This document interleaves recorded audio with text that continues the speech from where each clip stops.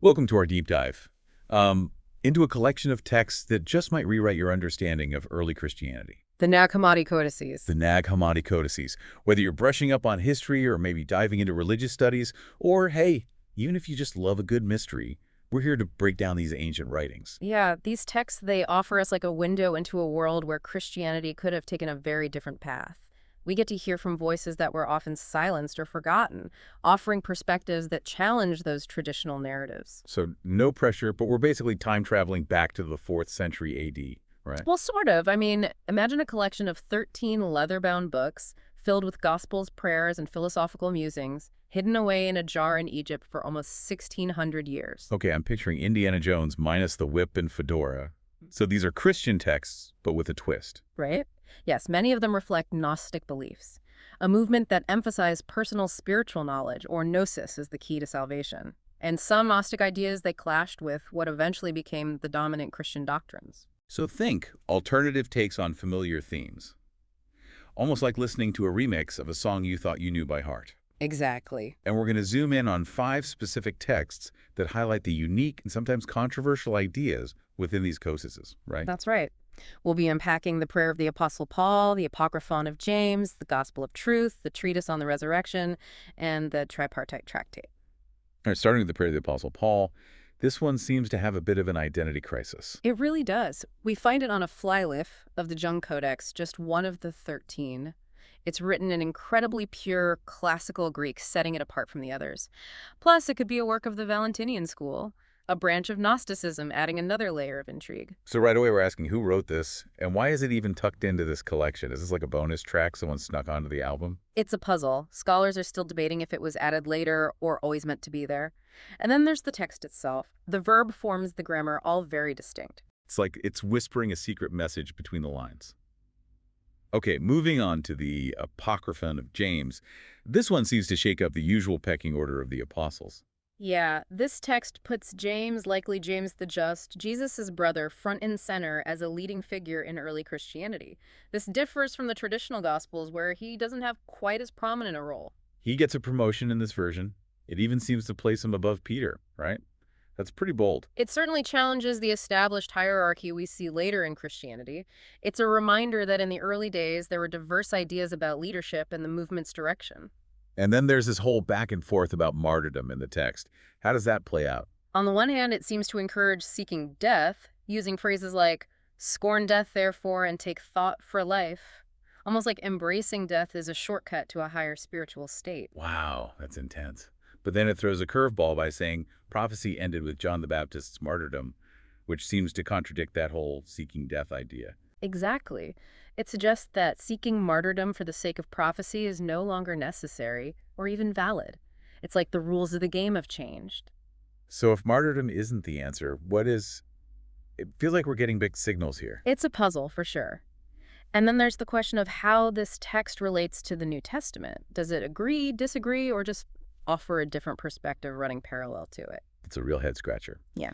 Speaking of complex ideas, next up is the Gospel of Truth, which I hear is a bit more poetic than your average gospel. It's true. The language is sophisticated, almost lyrical, suggesting it might have been originally written in Greek. Fancy. So what are some of the big ideas we bump into in this gospel? One central concept is error, which is portrayed as ignorance of the Divine Father. This ignorance leads to anguish and a false reality separating humanity from the true divine source. So it's like living in a simulation cut off from the real deal. But it's not saying people caught in error are worthless or doomed, right? Right. It's more about potential. They haven't fully awakened to their true nature, to their connection with the divine. So it's about the possibility of transcending that state of error and waking up to the truth. And this Gospel of Truth has some ties to that Valentinian Gnosticism we talked about earlier, doesn't it? There are definite similarities, but also some intriguing differences that keep scholars guessing. It's like seeing a familiar image through a kaleidoscope. Recognizable, but distorted and rearranged. Always love a good scholarly debate. Mm. Okay, on to number 4, the Treatise on the Resurrection. This one seems to take the concept of resurrection and flip it on its head. Instead of a future bodily event, this text proposes that resurrection is a spiritual resurrection that's already happened. It's about achieving knowledge and connecting with the divine. So less about the physical body rising from the grave, more about a transformation of consciousness. Yeah. Exactly. And what's fascinating is that this text shows strong influence from Middle Platonism, a philosophical school that blended Plato's teachings with other ideas. We see a fusion of Christian and philosophical concepts. Always up for a good philosophical mashup. And this is where we get into the idea of election. The idea that not everyone gets a ticket to the spiritual resurrection party, right? Yes, it suggests that only certain people are capable of the faith and knowledge needed for this spiritual awakening. It's a concept that has been the subject of much debate and interpretation throughout history. Always a bit of exclusivity to make things interesting. And do we have any clue who penned this treatise? The author is a bit of a mystery. Many scholars believe it was written by a Valentinian Gnostic, but some even suggest Valentinus himself might be the author. It's an unsolved case that adds to the intrigue. Well, I love a good mystery. Finally, we arrive at the tripartite tractate. The name alone makes it sound like we're in for a complex ride. What's the gist of this one? This text is a real deep dive. It has this layered structure tackling huge concepts like the nature of the Father, the creation of the world, and humanity's relationship with the divine. Give you a taste of one of those mind-bending ideas. Well, there's this concept called analogous predication, which basically means that beings on lower levels of reality can be given names that really belong to higher beings. It's about creating layers of meaning and symbolism, like a cosmic echo chamber. Okay, now I see why they call it a tractate. It's definitely not light reading. What I find really fascinating is how it tackles the diversity of religions and philosophies that existed back then. It sees them as different stages of understanding the truth, each reflecting a piece of the puzzle. So like climbing a spiritual ladder, each rung representing a different level of awareness. Exactly. And it suggests that there's truth to be found in many paths, not just one. A very open-minded perspective for ancient times. And to be sure, this was likely translated from Greek too, right? Yes, like many of the Nag Hammadi texts, it was likely composed in Greek before being translated into Coptic. It's fascinating how these ancient languages can transport us to such different worldviews. It really is like having a conversation across time, connecting with people who grappled with the same big questions we still ask today. Who are we, where do we come from, and what is our purpose? Big questions indeed. Welcome back to our deep dive into the Nag Hammadi Codices. All right, let's pick up where we left off and dig into some of the details of these texts. I'm ready for more mind-bending concepts. Let's revisit the prayer of the Apostle Paul. Remember we talked about its unusual language. One thing that jumps out is like the frequent use of imperative verbs, often with a distinct prefix. So it's less like a casual conversation with the divine and more like a set of instructions or commands. Exactly. It's almost like a ritual formula. And the grammatical structures are quite archaic, almost as if it's intentionally trying to sound ancient and authoritative. Like a secret code for a select group. Okay. Shifting gears to the Apocryphon of James. You mentioned how it gives James a leading role, even surpassing Peter. What are some specific examples of that in the text? Well, there's a passage where the Savior tells James, I have taught you individually, and you know what to say before the archons. It suggests a special bond and a deeper understanding that isn't extended to the other disciples. Not even Peter. So in this text, James is like the insider, the one who gets the exclusive download of divine knowledge. But then there's that whole section on martyrdom, which seems to send mixed messages. On the one hand, it advocates seeking death, but then it says prophecy ended with John the Baptist's martyrdom. What do you make of that seeming contradiction? It's a fascinating puzzle. You have these phrases encouraging followers to scorn death, almost as if embracing death leads to a higher spiritual state. But then it throws in this idea that seeking martyrdom for prophecy is no longer necessary. It's like the path to spiritual liberation has shifted. So if martyrdom isn't the key, the text doesn't seem to offer a clear alternative. That's the mystery. It leaves us with more questions than answers, which in a way is part of its allure. It invites us to wrestle with these ideas and come to our own understanding. Okay, I can handle a little ambiguity. Now let's move on to the gospel of truth with this poetic language. Can you give us a sample of what that sounds like? Of course. Here's a passage that captures its lyrical style. For this reason, error grew angry at him, persecuted him, was distressed at him, and was brought to naught. He was nailed to a tree, and he became a fruit of the knowledge of the Father. It's definitely more evocative than the straightforward prose of the New Testament Gospels. You can almost feel the emotion in the words. And it really emphasizes that concept of error we discussed earlier, the separation from the Father. The text describes how ignorance of the Father leads to anguish and the creation of a false reality. But the text also offers a way out, right? It suggests that by knowing the Father, by achieving that gnosis, we can overcome error. Exactly. And this knowledge isn't just intellectual, it's about a profound experiential knowing, a direct connection with the divine source. It's like the difference between reading about love and actually falling in love. Okay, let's talk about the treatise on the resurrection and its unique take on resurrection. Can you unpack that spiritual resurrection concept a bit more? Sure. The text argues that true resurrection is not a future physical event. It's about a transformation of consciousness, a shift in how we understand ourselves and our connection to the divine. So it's more internal, more about our souls awakening to a higher truth. Exactly. And this ties into the text's Middle Platonist influences. Think of it like this. Imagine ancient Greek philosophers like Plato sitting down with early Christians and having a lively debate about the nature of reality and the soul. Middle Platonism was a blending of these ideas, and you see it reflected in this text. It's like a philosophical And cocktail, and of course we have to talk about election. This concept suggests that not everyone is privy to this spiritual resurrection, right? that's right. The text suggests that only those capable of true faith and spiritual knowledge can experience this awakening. It's a concept that has been debated for centuries, with some viewing it as predestination, while others interpret it differently. So it's like a spiritual VIP section. But if everyone, even the elect, still dies, doesn't that contradict the idea that spiritual resurrection has already happened? You've hit on a key tension in the text.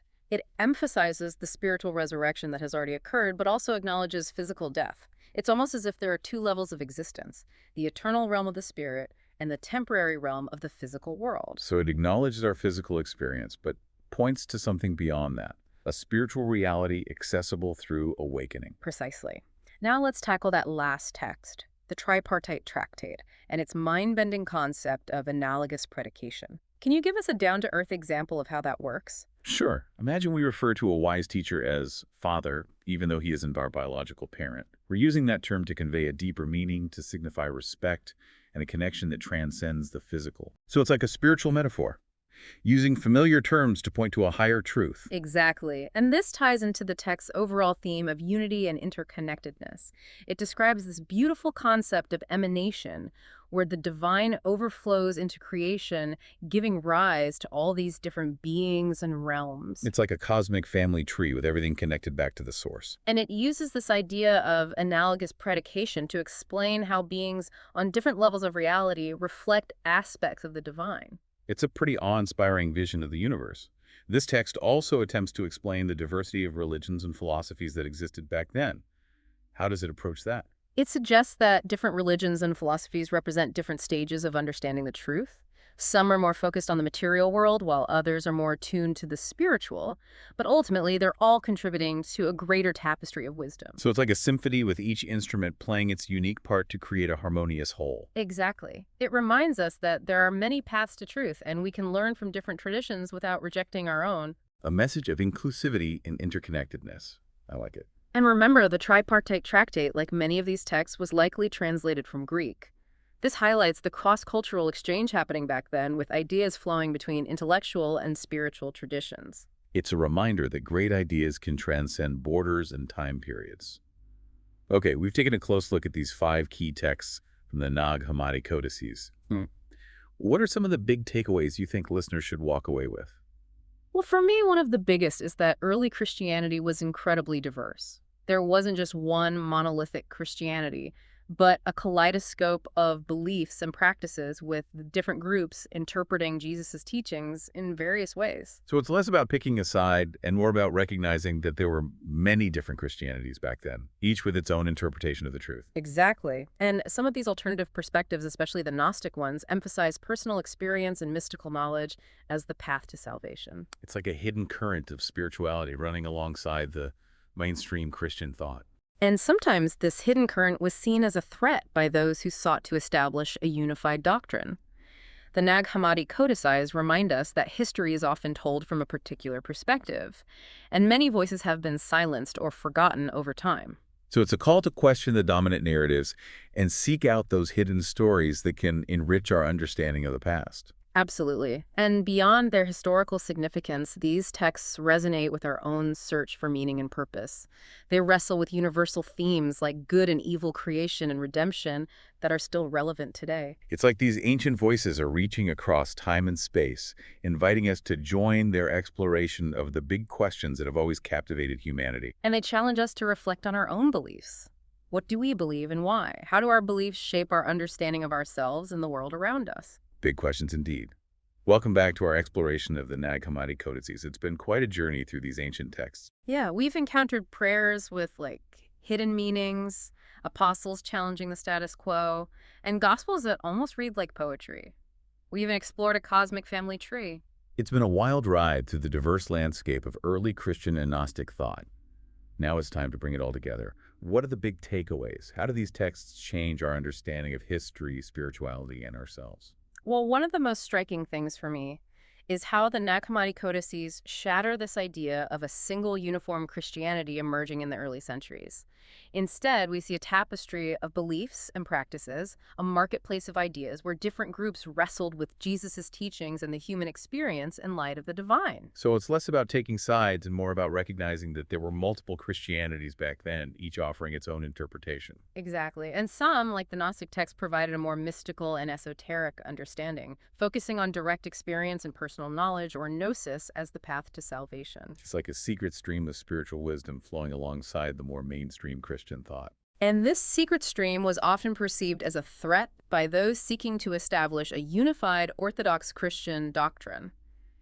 The Nag Hammadi Codices remind us that history is often written by the victors, and that many voices and perspectives have been silenced or forgotten over time. So it's a call to question the dominant narratives and explore those hidden stories that can give us a richer understanding of the past. Absolutely.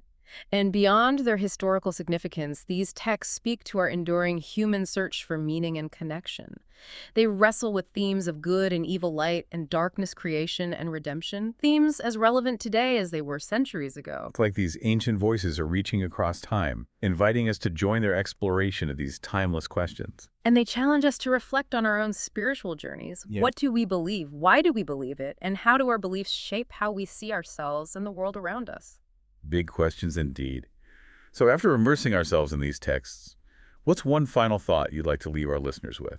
If we consider that the spiritual world, as these texts describe it, is multi-layered and reflected in our physical world, it might change how we see ourselves and our place in the universe. What if we're not just physical beings, but also spiritual beings having a human experience? It's a powerful and thought-provoking idea. It suggests there's more to reality than what we see on the surface, and that our journey might be about uncovering those deeper layers within ourselves and the universe. And perhaps the search for truth isn't about finding all the answers, but about continually expanding our awareness and embracing the mystery that lies at the heart of existence. It's a beautiful and humbling thought, a reminder that the journey of discovery never truly ends. And with that, we come to the end of our deep dive into the Nag Hammadi Codices. We hope you've enjoyed this exploration and that you'll continue to contemplate the mysteries and wisdom within these ancient texts. And who knows, maybe you'll even be inspired to seek out translations and embark on your own deep dive into the fascinating world of Gnosticism. Until next time, keep seeking, keep questioning, and keep diving deep.